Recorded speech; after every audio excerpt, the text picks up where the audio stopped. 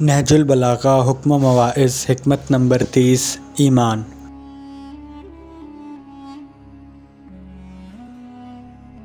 حضرت علی علیہ السلام سے ایمان کے متعلق سوال کیا گیا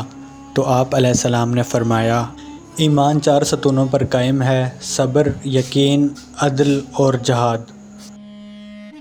پھر صبر کی 4 شاخیں ہیں: اشتیاق، خوف، دنیا سے بے اعتنائی اور انتظار۔ اس لیے کہ جو جنت کا مشتاق ہوگا وہ خواہشوں کو بھلا دے گا، اور جو دوزخ سے خوف کھائے گا وہ محرمات سے کنارہ کشی کرے گا، اور جو دنیا سے بے اعتنائی اختیار کرے گا وہ مصیبتوں کو سہل سمجھے گا، اور جسے موت کا انتظار ہوگا وہ نیک کاموں میں جلدی کرے گا۔ اور یقین کی بھی 4 شاخیں ہیں: روشن نگاہی، حقیقت رسی، عبرت اندوزی اور عقلوں کا طور طریقہ۔ چنانچہ جو دانش و آگاہی حاصل کرے گا اس کے سامنے علم و عمل کی راہیں واضح ہو جائیں گی،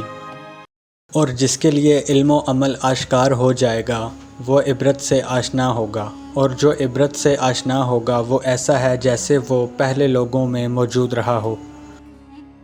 اور عدل کی بھی 4 شاخیں ہیں: تہوں تک پہنچنے والی فکر،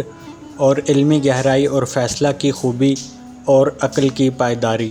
چنانچہ جس نے غور و فکر کیا وہ علم کی گہرائیوں سے آشنا ہوا، اور جو علم کی گہرائیوں میں اترا وہ فیصلہ کے سرچشموں سے سیراب ہو کر پلٹا، اور جس نے حلم و بردباری اختیار کی اس نے اپنے معاملات میں کوئی کمی نہیں کی، اور لوگوں میں نیک نام رہ کر زندگی بسر کی۔ اور جہاد کی بھی 4 شاخیں ہیں: امر بالمعروف، نہی عن المنکر، تمام موقعوں پر راست گفتاری اور بد کرداروں سے نفرت۔ چنانچہ جس نے امر بالمعروف کیا اس نے مومنین کی پشت مضبوط کی، اور جس نے نہی عن المنکر کیا اس نے کافروں کو ذلیل کیا، اور جس نے تمام موقعوں پر سچ بولا اس نے اپنا فرض ادا کر دیا، اور جس نے فاسقوں کو برا سمجھا اور اللہ کے لیے غضبناک ہوا